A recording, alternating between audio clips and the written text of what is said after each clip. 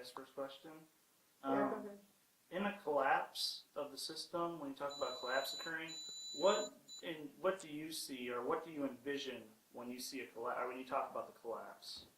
I envision a lot of people losing their jobs, and that the funding put forth by the president to try to bail out companies will not work, because it doesn't offer a better system or a competitive product. Now, if General Motors had an automobile that was better than the Toyota, cheaper, more miles, less polluting, it'll sell. If we say we're going to bail out General Motors, if they don't have a project that we can look at and say, yes, it is better than Toyota, it will enable us to survive. But I don't know what they're putting out. I think they're going to put out just another rendition of a Chevy or whatever it is. I've never seen any product that I feel would be non-competitive, meaning cheaper, faster, better, lighter, longer lasting, then you'll survive. If your products aren't that, you'll sell a few.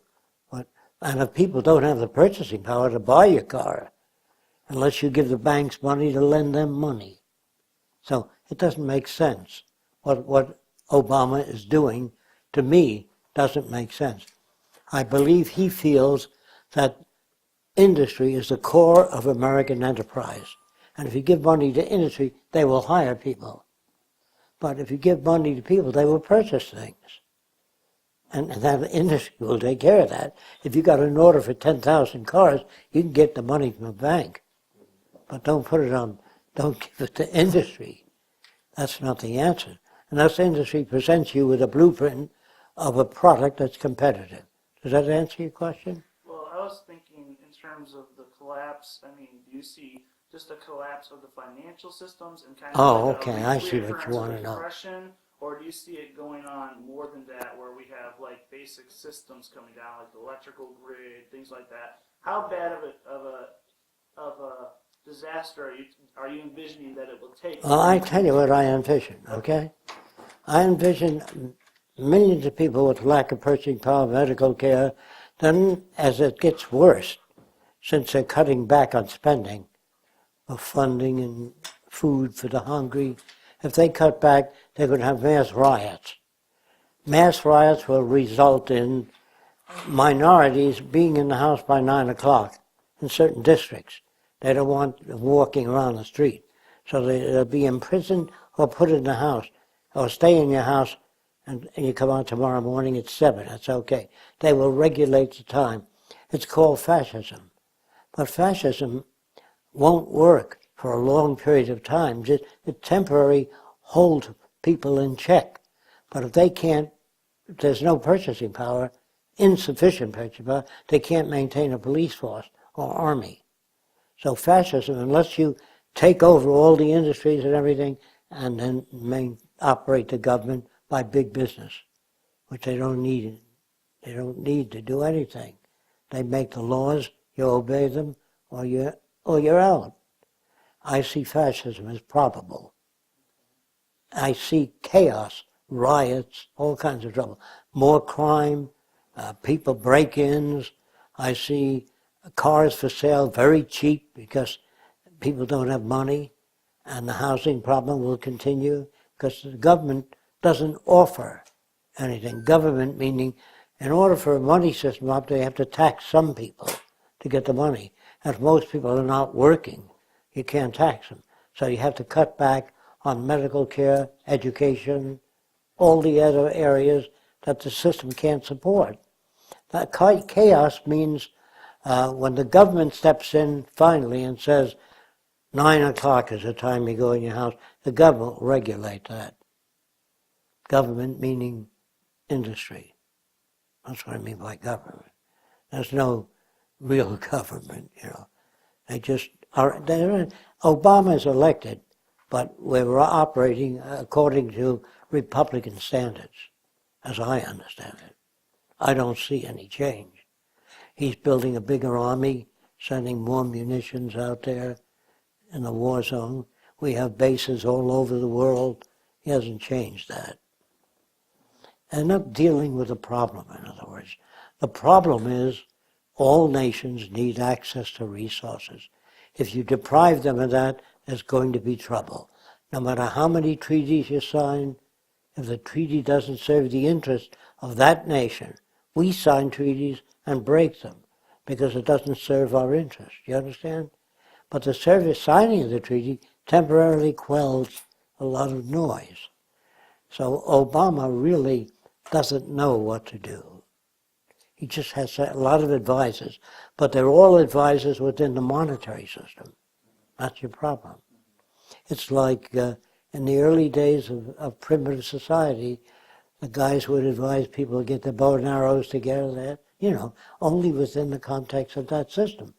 We don't have an area in Washington called problem solving, where it's like a Pentagon. How do you do this? What do you do about traffic accidents? And the authority to act, not merely gather that more people are killed this month than last month, but it's quieted down this month. Next month, the death rate is higher. They has no authority to act.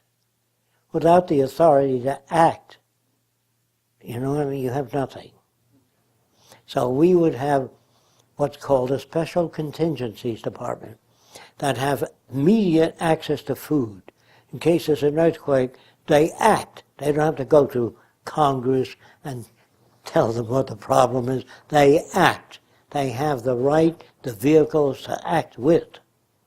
So I don't have there's very few meetings. Like if there's a terrible earthquake in Japan, I think I told you we would use the North and South Pole to store surplus food.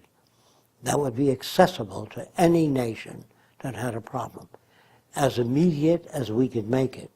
There are airplanes that carry the food and drop it, or whatever other means there are for transporting. Now, when you figure the cost of war, they usually tell you how many billions of dollars was spent on the war, but the real problem is the 500 ships sunk with copper, brass, all kinds of materials. We were transporting war tanks to Europe, and the German submarines sank about 500 ships. That's a lot of resources. And that's what I worry about, not how much did it cost. The resources that was sunk.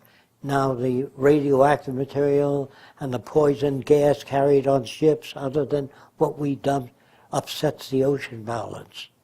Now, what do you do about that? We would have groups of people working on oceanography problems, and they have the authority to act when they find out things. Now, with the oceanography department, there's another department, the problem solvers in oceanography, how to restore the reefs, how to build a matrix for the reef to form around. It's not just a survey, there's the group that can act, that's connected to the oceanography department. What the oceanography department does is tell you we're losing reefs in this regional divisions of the Mediterranean. When I say regional divisions, I mean longitude and latitude. In the early days, they used to name streets 1, 2, 3, 4, 5. But if you bought a 26, you're far out of town. You have to drive to work.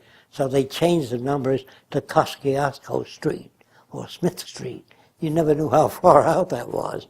Do you understand? So we're going to have to change all that. Instead of calling man a Pithecanthropus erectus, take Latin names and complicate the system, it'll D44, means a Pithecanthropus erectus in the old days. In other words, instead of your name, say your name is John Smith. There's thousands of John Smiths. So they have to take your fingerprints and all. So in the future, the Army has a serial number, which they assign you. So in the future, when you meet D44 11B, it means there is an art, music, science, and technology. So their name will tell you whether you can relate to them or not.